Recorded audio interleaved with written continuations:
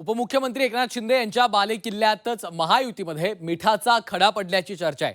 कारण ठाण्यामध्ये महायुती एकत्र लढणार नसल्याचं चित्र आहे. शिवसेनेच्या सोबत युती करण्यास भाजपच्या नेत्यांनी नकार दिलाय. त्यामुळे ठाण्यात शिवसेना भाजपमध्ये वाद निर्माण झालेला आहे.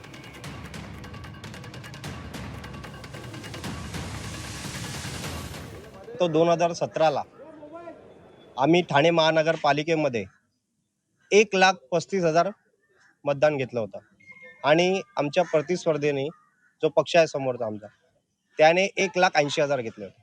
म्हणजे तो 50,000 डिफरन्स आम्ही मोजतोय. किती हजाराचा? 50,000चा. तो जास्त मोठा डिफरन्स नाही आहे आमच्यासाठी. म्हणून आम्ही 50% पूर्ण ठाणे शहरात मागणी आमचे वरिष्ठ करतात आहे की आम्हाला पूर्ण ठाणे शहरात 50% आणि कळव्याचा राहिला भाग. कळव्यामध्ये आम्ही सगळे कार्यकर्ते, मी मंडळ अध्यक्ष म्हणून आम्ही सगळ्यांनी मागणी धरलेली आहे की आम्हाला प्रत्येकी 2 सीट पाहिजे. आणि युतीमध्ये आपल्याला युतीचे बोलणी करायचे निर्देश वर्ण दिलेले आहेत.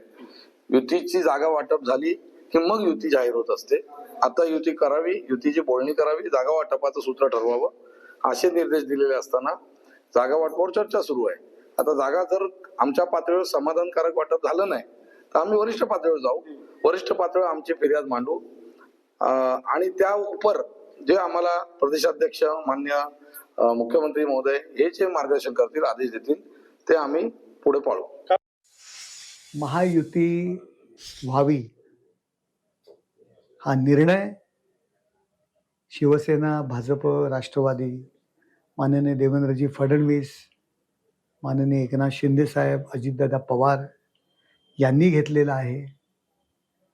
यांच्यापेक्षा आम्ही कोण मोठे नाही आहोत. ज्या पक्षाचे कार्यकर्ते बोलतायत त्या पक्षांच्या वरिष्ठांना विचारा.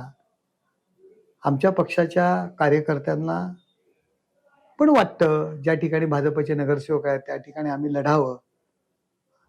परंतु आम्ही त्यांना सांगितलेलं आहे जो निर्णय पक्षश्रेष्ठी घेतात तो निर्णय मान्य करावा लागतो. जे कोण लोक बोलतायत मला त्यांच्याविषयी वैयक्तिक नाही बोलायचं, परंतु कोण आहेत, कधी भाजपात आले, कधी काय, नक्की काय ते जर आपण तपासलं किंवा भाजपच्या नेत्यांना विचारलं तर याविषयी प्रतिक्रिया मला वाटतं तुम्ही त्यांच्याकडनं घ्यावी.